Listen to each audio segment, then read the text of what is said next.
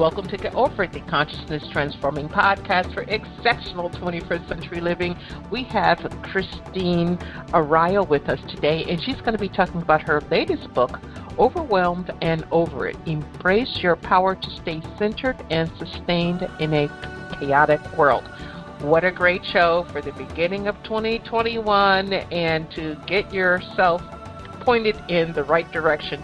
So we're going to talk about many things, but ladies, this is definitely a show for you so that you can become centered, balanced, if you will, and know who you are and move forward. And gentlemen, this is the show for you to listen to so you can support that lady in your life, whether it's a sister, wife, girlfriend, mother, partner, whatever.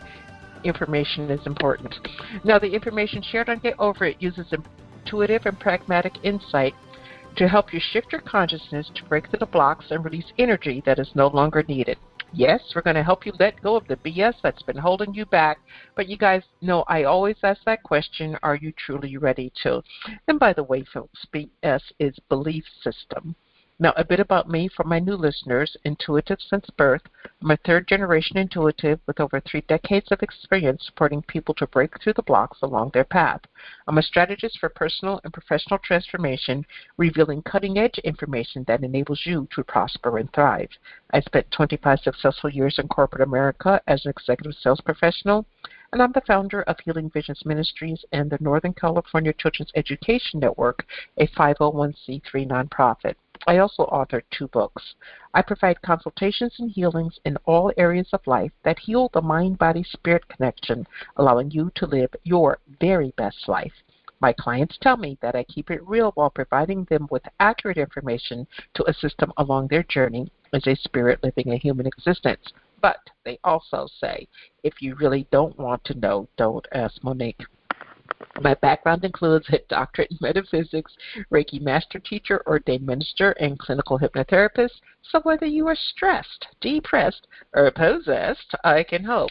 To find out more about me and the services I offer, go to my website, and that's MoniqueChapman.com, and I invite you to like me on Facebook and follow me on Twitter and LinkedIn. My guest today, Christine Arylo, is the author of Overwhelmed and Over It. As a transformational leadership advisor, 3-time best-selling author, and host of the very popular Feminine Power Time podcast, she is recognized worldwide for her work helping women to make shift happen in the lives that they lead, the work that they do, and the world they wish to create.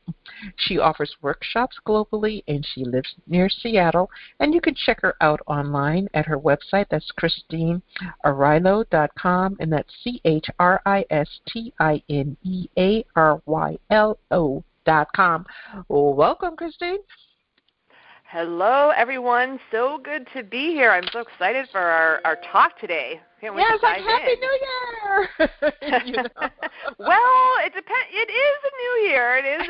We're going to talk about this today. January 1st is one date of a new year, but the Chinese New Year, the Lunar New Year, not till February. Exactly. So, what is really a new year? Well, we have multiple times for New Year's to celebrate a new year. If you looked at each culture, you'd probably have more than 30, 40, 50 times to celebrate a new year. But, it's about embracing the energy of where we're at and getting clear on where we want to go. Now, on your website, you have a blog, and it's something to the effect of, start the new year differently, because it's important that we recognize that this isn't 2020, it isn't 1920, it's 2021. So talk to us a bit about starting the new year differently, because everybody goes, oh, new year, new you, new year, here's my resolutions that you break within 3 minutes of making them. So how do we get to starting the new year differently? Well, there's so much to unpack. I'll say a couple things, and then you let me know which direction you want to go. How does that sound, everybody? And I poured my coffee. I actually poured some coffee this morning in my owl mug. So the owl is a symbol of wisdom, and so the first step is a lot of awareness. and to realize that the way that we've been trained to think about the new year and go into a new year, a new calendar year, a new solar calendar year is based in a culture that is really built for burnout and has not really built for the way humans naturally work best. So you can think about this in terms of like, it's like how many of you have ever had a really good New Year's Eve? Mostly New Year's Eves really suck because there's all this hype, like, the year is over, we're going to have a party, a party till whatever. And I don't know about you, but I've never really had a great New Year's Eve. It was always like this hype that gets this build up, and then all of a sudden you're supposed to wake up on January 1st and everything's supposed to be, okay, like it's a new year, and then hurry up and set your resolutions, which you accurately said. You make a resolution, and usually by the time my February or March hits, it's done, and there's a reason for that because resolutions usually are rooted in shame or blame or judgment and fear. And then there's all this pressure to be like, okay, it's January 3rd, and you got to lose all the weight that you gained from eating all the cookies, and then you overextended yourself, financially. So now you got to pay off your credit cards, and hey, can you fit into your bikini? And hey, it's time to get back to work. Get back to work. It's like I can't tell you the number of entrepreneurs and corporate clients I talk to that are like, oh yeah, I got to hit the ground running when I get back, and I just go, hold on, let's just back up for a second. So can I share a couple just pieces of facts about the new year that might help everyone from a place of awareness? Yeah, first, and let's focus a little bit on hitting the ground running because that's really something important that we need to debunk. Yes. So here's the thing. January 1st, you all, is a man-made, a human-made date of the start of the year. Julius Caesar moved the start of the new year from March vernal equinox, which is around March 20th, to January 1st. He just decided. This is what happened. And if you think about March in the northern hemisphere, it's spring. It's a natural time for things to bud and sprout, and your energy is like, you're ready to go. January, if you look around what's going on in the northern hemisphere specifically, things are quiet, right? The trees don't have their leaves on them. I'm looking at my apple tree outside all her leaves are gone. She's not dead. She's on the inside. She's regenerating. She's rejuvenating. All of the plants are doing all this internal work at a root level. And so we're meant as humans to have a nice, like a flow up into spring equinox, when then it's like, okay, now we have all this energy, and that's actually the time to cleanse. The best time to cleanse is in the spring, not in January. So all of you who are like, I got to stop drinking, wine and stop drinking coffee and go on a diet, like, maybe you don't want to eat, sugar cookies every day for the next couple of weeks, but it's not the time to just take this hard stop and start. And the same thing with the ground running, hit the ground running. A lot of us, we give ourselves in this culture, maybe if we're lucky, 2 weeks at the end of the year to basically rest and regenerate. And then you come out of this time where you've actually slowed down to really match what's going on in the natural world. And this is part of what I teach and I live. I studied traditional leadership and success and entrepreneurism for 20 years, and about 10 years in I realized, hey, this is a setup for burnout. And so the last 20 years I've been studying what are called wisdom traditions, so yogic science, earth wisdom, feminine wisdom, and all of these wisdom traditions say the same thing. If you mimic Mother Nature and what's actually happening in the natural world, not the man-made world, but the natural world, your life will come into more harmony. You will feel more harmonious. So yesterday, which I think we're airing right around the new moon, I think is when this goes live, which I keep telling everyone I know, look, January 1st happened. It's great. We know that 2020 is complete, but the first new moon of the year isn't until January 12th. Right. Which means from January 1st to January 12th, everyone chill out. And just breathe, and let yourself have what I call a slow start, and a flow start versus a hit the ground running. And I know myself, I was saying this earlier when we first got on, on Monday I felt all this anxiety on January 4th, and I'm like, why do I feel all this anxiety and this pressure? And I'm like, oh, it's the collective consciousness that's saying, got to get back to work. You've rested long enough. Got to hit that ground running. And I had to be like, you know what? No, I'm not starting my year that way, because the way you start your year is it sets the foundation for how you live your year. Right. So this full permission to actually be in alignment with the natural cycles, which the moons are natural. Humans haven't, you can't change that. And in the Earth Wisdom tradition, you have the whole month of January to actually, it's called the dreaming time. Mm-hmm. And the whole month to actually consider, where do I want to focus? What's really important to me? What matters to me? And you're in this really what was called a co-creative process until the beginning of February, which is when you're supposed to seed your intentions. It's the beginning of Chinese New Year, Lunar New Year. Self-Love Day is February 13th. Like it's a natural cycle. The snow is starting to thaw, unless you're in Canada, a little bit. So it's like, this is like, it seems so simple, you all, but like we're so divorced from nature and the natural rhythms because we've been living inside of a society, systems that are just really treat us like machines that get like, oh, you get a couple of days off, now go back to work. And that's what I think, that's not this year to do it differently, I don't know what year that we should. Like this is really? The time to do it differently. Yeah. I mean, after living through 2020 and, we had wonderful things happen, we had not so wonderful things happen. And my look at 2020 is count your blessings and then take a look at what didn't go well and try to make that move forward for yourself. There's a lesson to be learned in everything, but it's not about rushing. I don't know how we got caught up in this. I call it the drive-through society. Gotta have it now. And if I don't have it now, I'm going to have a temper tantrum. And women seem to be more caught up in this than men. Why is that? Well, it's similar but different. It's a great question. So I've been studying overwhelm and burnout and self-sacrifice and this crazy, I call it the banana culture because I don't know why it's a banana, but it's bananas to me, culture. Clarissa Pinkola Estes calls it, the woman who wrote the book Women Who Run with Wolves. She's a beautiful PhD psychologist, storyteller, and she calls it the overculture, which is the best word I've heard for it, which is her definition of the overculture is the crazy, mad society that we've learned to assimilate into just to be able to survive.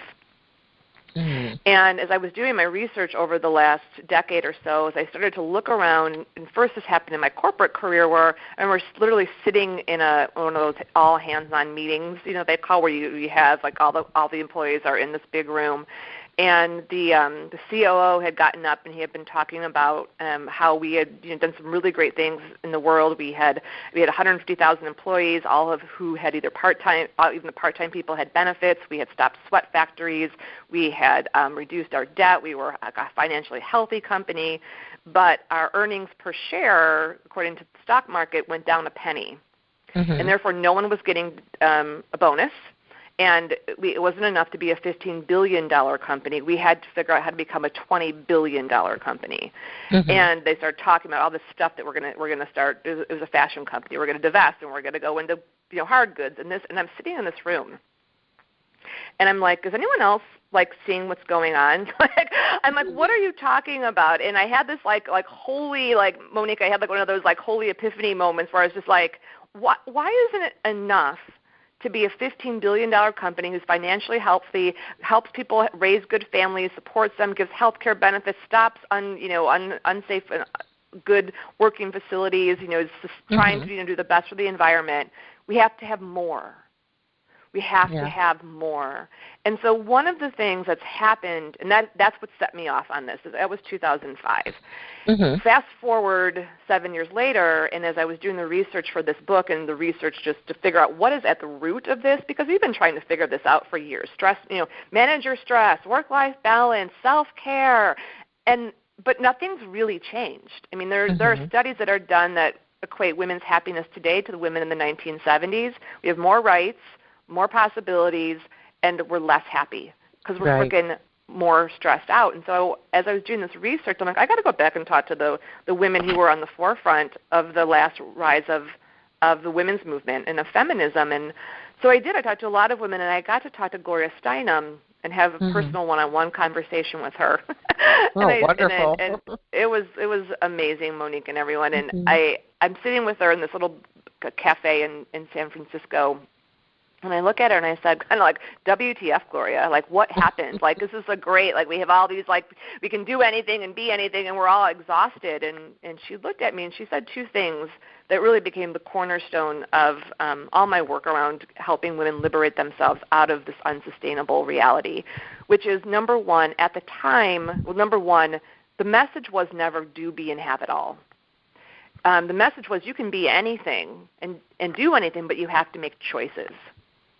And I was like, choices? I don't really remember that part, right? It's like, no, you should be able to be choices. Like, no, you should be able to be successful in your career, still have a family, keep your same figure since you were 25, make all this, like, all those things. And we're so amazing as women, we have.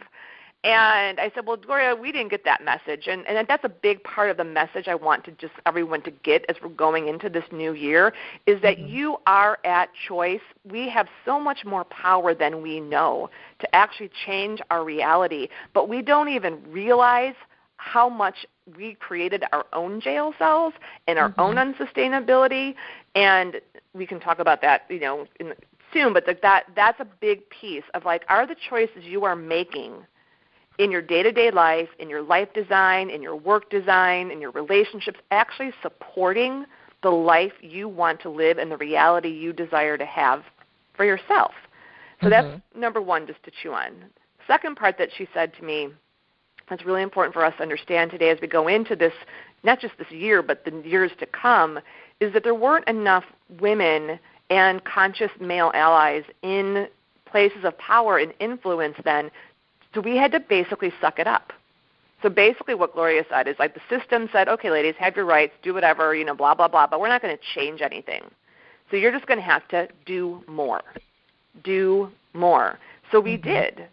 Right? We in the 80s, people, women put shoulder pads on and cut their hair, wore little bow ties, and like we basically assimilated. Soup. Yep. Yes, right. We became men. Like, we're going to win at this man's game. And this is the crazy thing. Like, with so many amazing, powerful women, whether they're doctors or lawyers or entrepreneurs or even just amazing, strong, spiritual women, and they're playing the wrong game. We're trying to win at a game that was never built for women's best interest, children's best interest, or really humans' best interest. And so I think where we're at right now and what 2020 was, I call it the great catalyst year. And it was like, wake up and shake up and look at the places that this isn't working for me anymore. And truthfully, it hasn't been working for me. And that's that place that we have to get to in ourselves of saying, what actually isn't working for me about the way I work, the way we educate our children, the way that my life is designed, and then go into this coming year and the years to come, because we're not going to solve this all this year, but to say no more to that. And we need to figure out a way to do this differently. And it starts right now about how we walk into this year. Well, Christina, as you were talking, I was thinking back to a commercial, and I think it ran in the 70s or maybe the 80s, and it was an Anjali commercial. Do you remember that? At a very I wrote about it in Overwhelmed and Over It. I was like, where did that come from? You mean the fry up the bacon one, the one about the bacon, that one? Fry up the bacon and put it in a pan and never let him forget that he is a man. He's a man, exactly. And my husband, God bless him, he would sing that song to me all the time because at the time I was a major wage earner, and I was, and so I'm like, so what? We can do all these wonderful things for our family. And he would sing that to me, and I was in sales, and if I had a bad day or a bad week or sometimes a bad month, he'd start singing that song to me, and I'm like, I don't want to do this. I don't want to do this. But I felt I had to do it in order to support the family and the lifestyle that I envisioned the family to have. So, and that was it in the 70s, I think? The late, or was it the 80s? I don't remember. But anyway, regardless, it was 40, 50 years ago. And some of us still have that mentality, but worse is I think some men think that we should have that mentality. Well, I mean, it's an interesting piece that you're bringing up, because this is what I'm saying. This has been going on for a long time, like decades, right? And you could think, well, it's just a song. No. The song and what we're talking about, it's a reflection of the culture that we live in that you don't even know that you're being imprinted by. The best analogy I have for this is it's like being a fish, a goldfish in a fishbowl.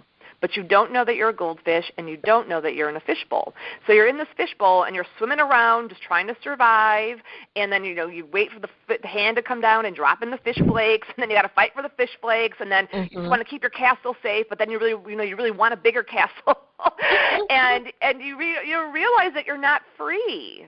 And you don't even realize that you're really not a goldfish. But then what happens to goldfish, what happens to goldfish, you all. Like eventually the goldfish, just ends up belly up, in the goldfish bowl, and then what happens? They scoop it out and they flush it down the toilet, and then they replace the goldfish with another goldfish. And this is like, so many women that I know have given their everything to their work, or their everything to their family. And they've either taken on the moniker of what I call the invincible superwoman, who's the strong achiever, right? It's like, and this is the danger of Wonder Woman. Like, I love Wonder Woman. She at her core essence, she reflects the archetype of Diana or Artemis, the huntress, the one self-empowered, independent woman. But the way when she's distorted and glorified, she becomes what I call the invincible superwoman. She's a superhero, you all. She can make bullets go. We are not superheroes. We are mortal women. We are not immortal. And so there's this over-identification, and I see this with a lot of the type A, strong, achieving women. I love achieving. I'm a big lover of the achiever.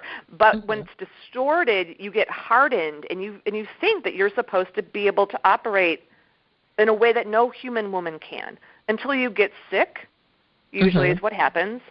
You die, or you have some major drama in your life, whether it's a divorce or an almost divorce, or a challenge with a child, or you get fired. And I don't want women to have to wait till the distress happens, till the drama happens, till the disease happens. And that's the gift of 2020. Because 2020, what it's doing is for those of you, even for those, I've been on a self-awareness spiritual path for 25 years, and I'm always like, I work this in my life, what's no longer sustainable, what's overwhelming me, what's stressing me out. And I still had stuff I had to really look at in 2020.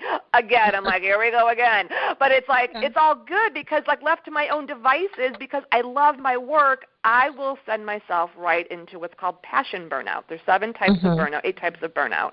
And I don't get physical burnout often anymore, but I get passion burnout a lot, that's where I'll go, which is where you love what you do, but you've given so much to your work or to what you're passionate about that you're not receiving the joy and the nourishment and that you need. You're not feeling sustained. And Gloria actually talks about this in her book, her autobiography, at the age of 50, where she realized she had been out in the world doing all of this stuff for everyone else, and her house was like a closet, not a home. She hadn't saved any money for herself, and she had a holy wake up, what I call receiving moment of I need to shift my foundation so I'm sustained. And she shifted her house so it became a home, and she did whatever she needed to do. But she had to go deeper and look at why she created that reality.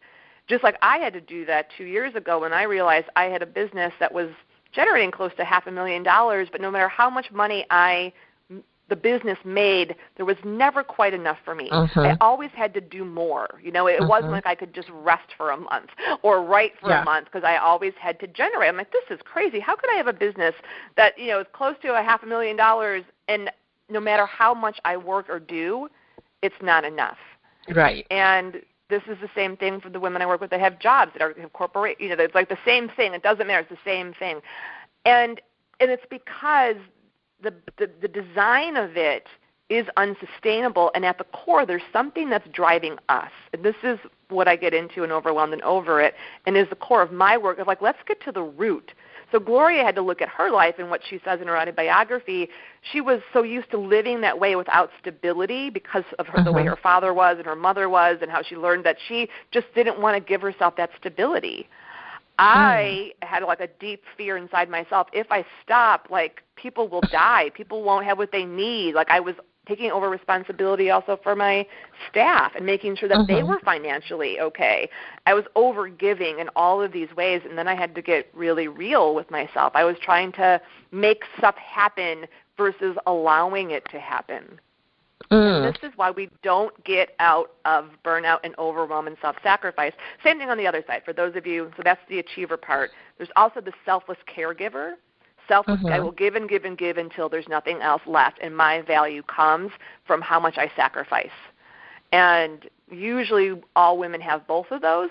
Some of us can go to either side of it, or it might show up differently. So whether you're a selfless caregiver and you just give and give and give and give to everybody else, or you're the invincible superwoman achiever, neither are working for us. But underneath that, and this is the gift of 2020 and what I really believe we need going into this year, you got to go inside and look at the deeper emotional reasons inside of you that cause you to operate that way and overgive and under-receive what you need and or say okay to a life design, a work design that's actually not empowering at all, in which you've just assimilated into a very distorted masculine archetypal pattern in which we're kind of enslaved to the system. And it doesn't matter whether you're an entrepreneur and or an employee. Employees are a slave to the system. As entrepreneurs, we'll just create our own jail cell. And it's like, I don't know, that might even be even worse. So I'll stop there. I know that was a lot, but I was just, You shared a lot of pertinent information that people really need to know, especially women today. Folks, we're speaking with Christine Arylo, and we're talking about her latest book, Overwhelmed and Over It. She is a woman who works with women and empowers women and in a nice way, you know, and it's refreshing that we have a strong lady that we can talk to, but she takes no prisoners now, okay? So don't think she's a marshmallow or a pushover. She's not, because that energy just doesn't come from her. But she's very clear with helping you get from point A to point B and helping you gain your own clarity. And again, check her out at her website, and that's ChristineArylo.com, ChristineArylo.com. Christine, I want to talk about something that, two things before we go, but the first thing I want to talk about is giving and receiving. I have discovered, and it took me, I'm ancient, it took me a long time to figure this out. I'm a wonderful, great giver. I truly am. I will give. I'm a crappy receiver. And there has to be, in my opinion, there should be balance there. So what are your thoughts around that? Well, first of all, Monique, welcome to the club. Welcome to the club. This is true for almost all women I know. Is that we're strong achievers. We'll be selfless caregivers, but we are like not great receivers. And it's interesting because when I teach. As I started to teach the feminine, so a big part of my teaching is helping give words to what the feminine actually is. Because one of the reasons we're in this situation we are is that the overculture doesn't value the feminine. It's about go fast, get stuff done, drive hard, be strong. It's like very much like football. It's like it's just very, and it's not even masculine. It's just distorted masculine. It's all over there.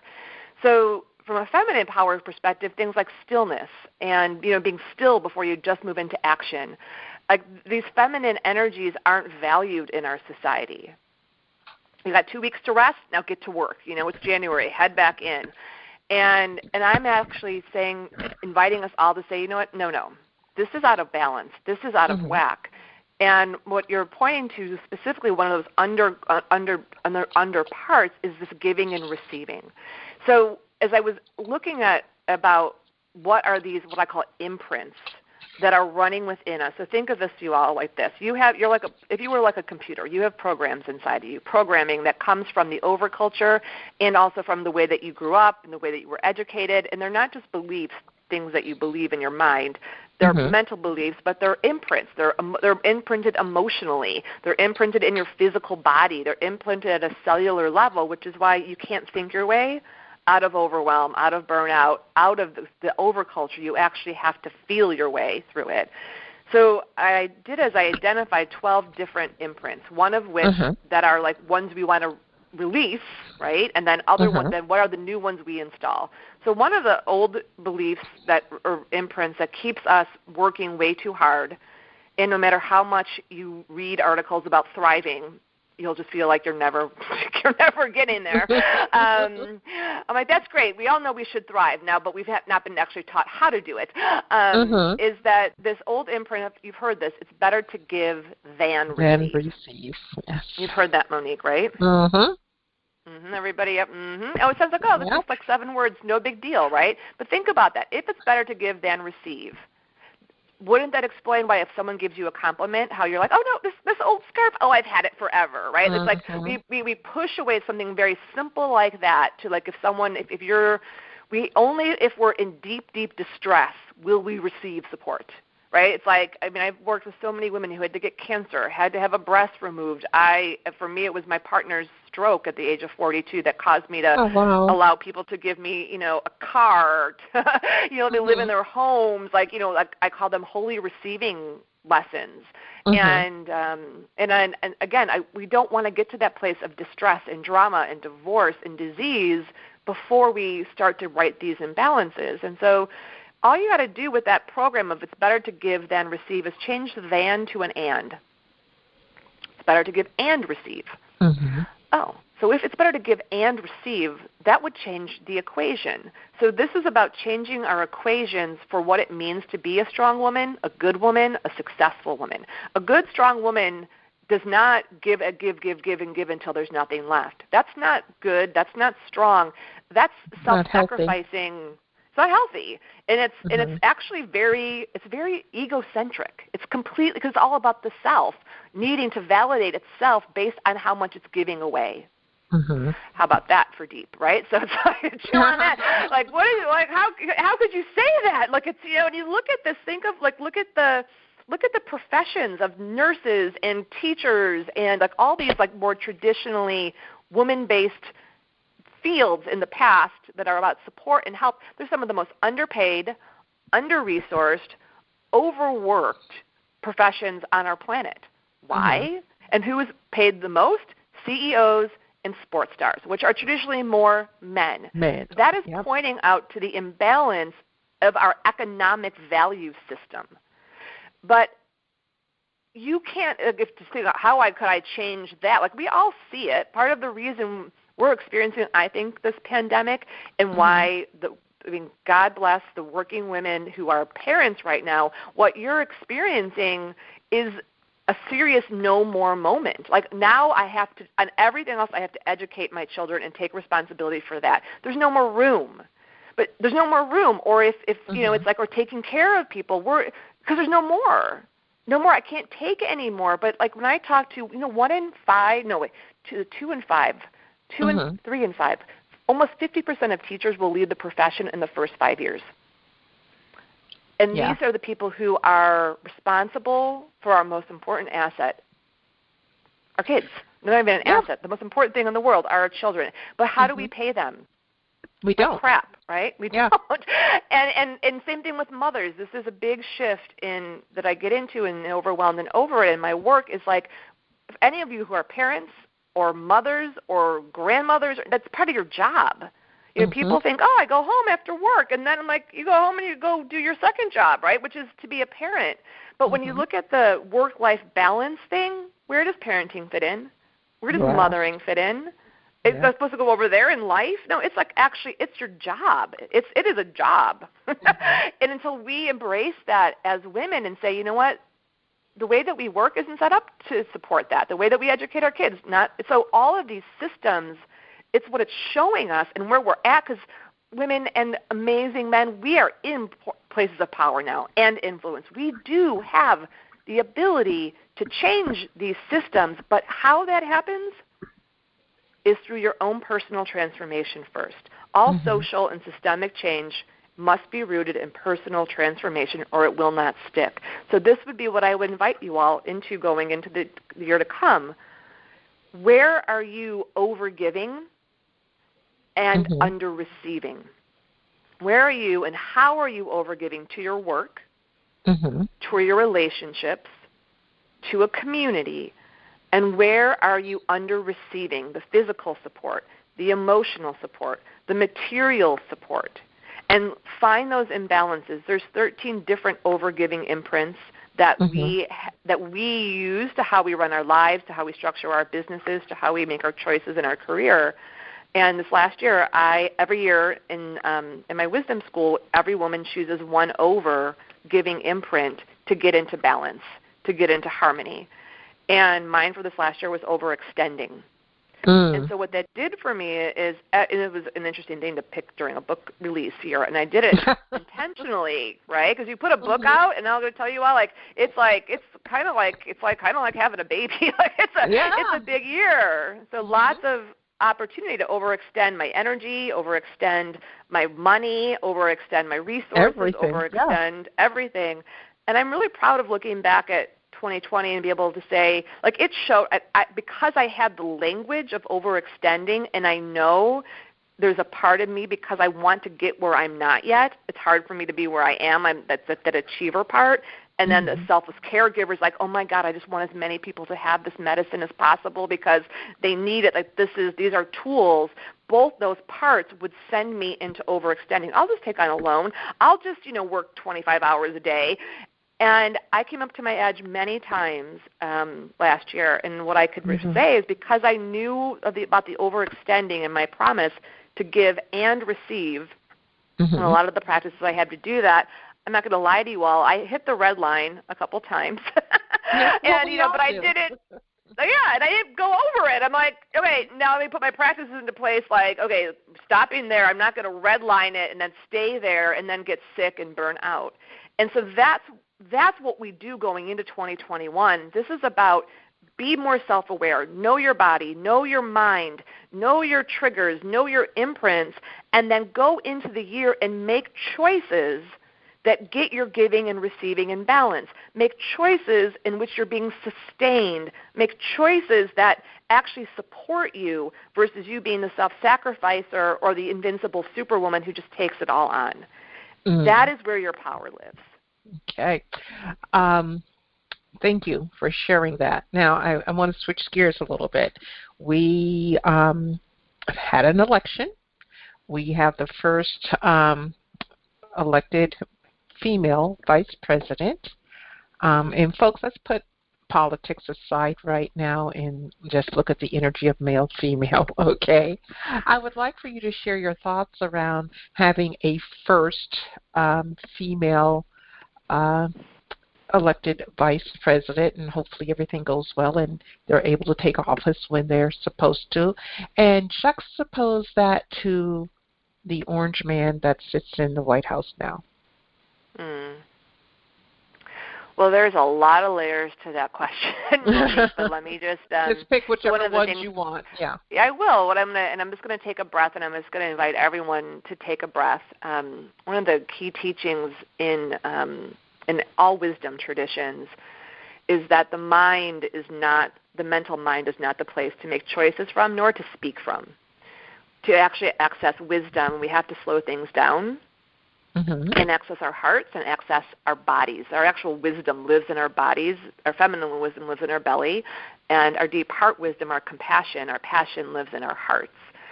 And so part of the reason we're in the situation that we are in right now is we're a very mental-based society, and it's over logical, over rational, and like technology. I mean, it's just like people are like, I'm blue, I'm red, I'm this, I'm that, and it's all mental bullshit. French. Yeah, no, it is. Although that's English. It's just this, and it's chaos on purpose. And it's like, this is the thing. This is how fear wins. So if we were to do a poll of everyone listening right now and the world, how many people would say, I want a world in which my children are safe. I want a world in which I can drink healthy water. I want a world in which my grandchildren are safe. I want a world in which I can enjoy living here. I want a world that is full of compassion and love, and not everyone will believe it's possible, but as humans, we have forgotten that we are humankind. K-I-N-D, kind. Humankind. And so this last 2020, and it's interesting that you referred to the orange man, and I'm putting politics aside because politics is just, it's another man-made structure. Mm-hmm. Democrat Republican is what's called a duality reality. In a duality reality, just like work-life balance, it's like a tug of war where both sides pull at each other. This, that, even man, woman, same thing, man, woman, mm-hmm. and they directly oppose each other. And if you get trapped in thinking in duality realities, you end up either in a swirl or you end up fighting against each other, and you can't even be clear about what your purpose and part is in this world. If we just got rid of all these crazy systems, and it's interesting if you do the history, you look back at America, for example, and you look back at the founding principles of this country, the people who founded this country, which were all men, they actually took a lot of stuff from the indigenous people of this land, mm-hmm. who hold a deep level of earth wisdom. And two things they left out. One is the shape of a circle. So in the shape of a circle is a council. And in the shape of a circle, there's always wholeness. And number two, they left out women. So in the indigenous wisdom traditions, usually across the world, actually, the women were the ones that put the leaders into position. Mm-hmm. And if they didn't like how they operated, they got rid of them and they put somebody else in. So there was this harmony by nature, and women couldn't even vote. And you couldn't vote in I can think in France till like the 1940s. It's crazy. Mm-hmm. Some countries not until the 1980s. Mm-hmm. So to address a female vice president on her own merit, it's like I want to just expand it to be like we are in a time of change. And if there's a great Hopi elder prophecy that was written around 2001, maybe even before, but it kind of came out in 2001 when the towers fell in New York, which is, just another catalytic moment that, in my reflection, wasn't used to create more peace. It was used to create more separation. Mm-hmm. And this is the thing that we as a people, individuals, have to be really aware of, how we are responding and reacting. Am I creating separation, or am I creating true, meaningful, compassionate, loving, fierce connection? Mm-hmm. And start to look at that in your own life. And in this Hopi Elder prayer, this is what they say. Paraphrase. There is a great, great river. There's a great storm coming, and the river is going to start running very fast. And there will be those who hold on to the shore. They hold on to the trees. They don't want to let go. And those people will have a lot of suffering. Mm-hmm. But those that let go, they say, let go of the shore. Let go of the shore. Float to the middle of the river. Keep your head above the water and look around for others who are also willing to mm-hmm. let go and let that river carry you. Mm-hmm. And the water, you all, is the feminine. So what we are seeing is a coming up of the feminine, not as in just women, but the feminine energy. Energy, period, of energy. And so that the mm-hmm. feminine energy and the masculine energy in Chinese, in Taoism, it's called the yin and the yang. In psychology, they call it the anima and the animus. It's the mm-hmm. feminine energy and the masculine energy. We all have it, and we have to really be aware of how we're designing our own lives. So how it goes into the start of the year. Don't run into the beginning of the year. Don't pressure yourself. When you feel the pressure, take a breath, relax, hear my voice, slow down. I want to drop into those deeper places of wisdom within me, into my heart. What is your heart desire to create for yourself? What is your heart desire to create for your family? What is your heart desire to create for this world? Not as a lone wolf, not as the invincible superwoman, not as the martyr, because this is how this is going to happen. In the Hopi prophecy, they say, this could be a good time. Gather mm-hmm. yourselves, because it's about doing this in community. So Monique and I being together, thank you, Monique, so much for inviting me to be on your Get thank Over you for It podcast. Being I here. love that. I'm like, I love it. She goes, over it or title, just like over and then over. Like, I love it. And for all of you that come here and listen to Monique and connect with her, like, I feel like we're connected. I don't feel like this is just some thing where Monique and I are like, blah, blah, blah. Like, we are creating a field right now of, like, wake up, light up. Like, I'm wearing my shirt, I am a light. I wore that off for you today, like, to remember. And this is like the connection is so important. And what Monique is doing here with her podcast, why I do my podcast, so that we can keep our frequency high, not to not have moments of anxiety, not to have moments of frustration, but not to let them pull you down into the river. And when Right. you feel that, to have these practices, have these communities, have these people that you can reach out to keep you afloat. Because we're not going to wake up and it's all different. We're not going back. We're going forward, but in a way that is supportive and honors the way this earth actually works, because otherwise the planet and people cannot sustain the level of growth and pace that we've been operating at for the last 300 years. No, we can't, and it's time for a shift if we're open to the shift. The one thing the pandemic has taught me that I was kind of doing, but not in earnest all the time, and that was truly to pay attention to my flow, pay attention to what's going on in my life, and know when to just shut down, know when to slow down. And sometimes it's okay to sit, I used to call it sitting in the corner with your thumb up your ass, but I don't do that anymore. But sometimes those moments are needed, where you're doing nothing but, just taking care of you.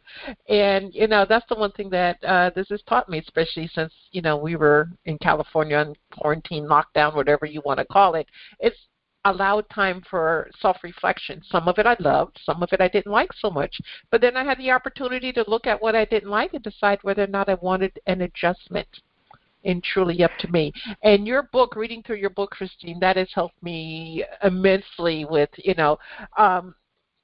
putting, it was almost like your book was a template for me where I could, work on things, not in necessarily any particular order, but work on myself without judgment. And I think that's the big key for women. What are your thoughts around that? I'm so glad that you're completing us here, Monique, because it's the starting point and the ending point. It's interesting that the subtitle of Overwhelmed and Over It, when I first started, it wasn't Embrace Your Power to Stay Centered and Sustain in a Chaotic World. The first subtitle was How to Overwhelmed and Over It, How to Find Your Power to Change It, and Why It's Not Your Fault. And that's actually what if you remember, the introduction comes from that place, like why it's not your fault. And what I want to say to everybody listening, whether you're man, woman, being, giraffe, whatever you want to identify yourself, that it's not your fault. It's just not your fault. Whatever isn't working, whatever ways feel overwhelming, overstretched, whatever, it's just not your fault. We've been in the frickin' fishbowl. And even for those of us that, for me as an entrepreneur, I freed myself out of a fishbowl, but then there were a lot of ways I created overwhelming jails for myself. And, and what Monique, you just said, you had to go in. You had to go in and you had to look at yourself. And people often ask me, what is the first step of self-love, or what is the first step of leadership or making change? I'm always self-awareness and self-honesty. And it is. This is why people don't change. This is why we wait till the divorce, the distress, the trauma. It's okay, we're going to wait till it gets really, really, really, really bad. And I feel like 2020 was a gift from the universe to be wake up, humans.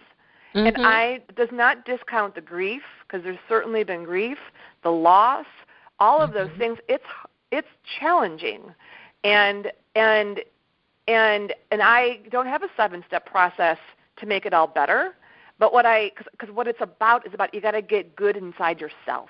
And that's where our power is at. And so that is I just love that you dove into the book, Monique, and the way that I wrote it. I would just say a prayer every time I sat down to write it. It's allow me to put the wisdom and the inquiries in here that will help women, and men are reading it too. It's written for women, but because we do have some very specific imprints that will help us find our way to the truth of how to create whole lives in which well-being is at the center, and to spot the stuff that's that's bullshit, I'm not doing it anyway, that's unsustainable, not on my watch, and make those shifts first in our own lives. It's called harmonic defiance, choosing to defy what doesn't work for you in the world and the systems in your family, from a place to create harmony, not to rage, not to rant, not to blame, not to judge, but you just do it.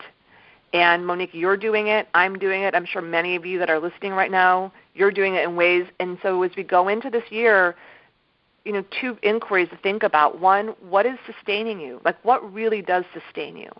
More of that.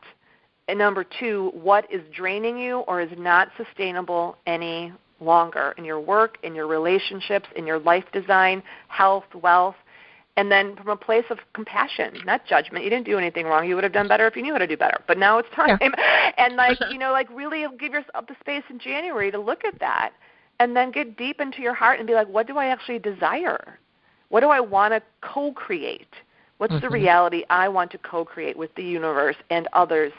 And we'll do this together. I believe it's not going to happen overnight, but that's okay. Like the Hopi elder said, get to the middle of the water, keep your head above it. If you're going down, reach out, get connected, do your practices.